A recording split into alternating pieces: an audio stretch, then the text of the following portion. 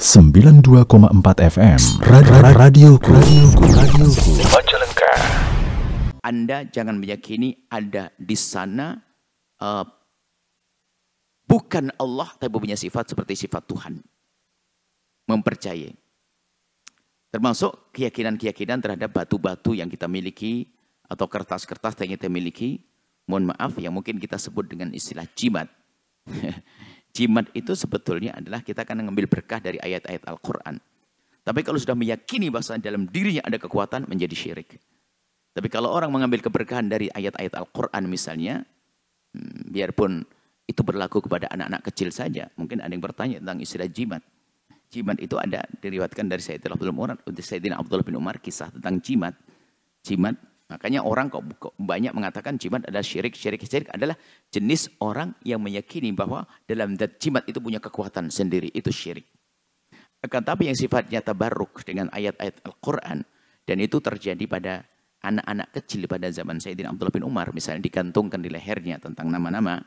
Tentang ayat-ayat Al-Quran dan sebagainya. Untuk penjagaan bagi anak-anak kecil. Itu betul. Makanya jimat bukan sebuah kesyirikan dengan catatan tidak meyakini bahwa di dalam zatnya jimat itu ada kekuatan.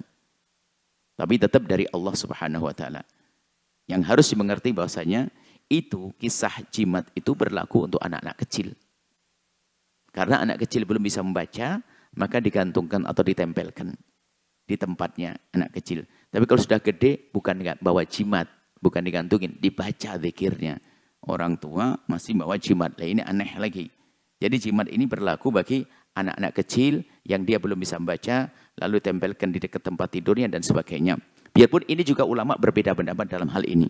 Tapi kalau yang gede nggak perlu begitu. Yang gede baca zikir pagi, zikir sore, siang begitu. Anak gede pakai bacaan-bacaan apaan itu. Orang gede membaca, bukan menyimpan. Nah ini perlu difahamkan juga. Lah kok banyak di negeri kita? Mungkin dulu banyak orang awam, belum bisa baca Al-Quran, belum punya hafalan zikir. Kalau sudah hafalnya dibaca.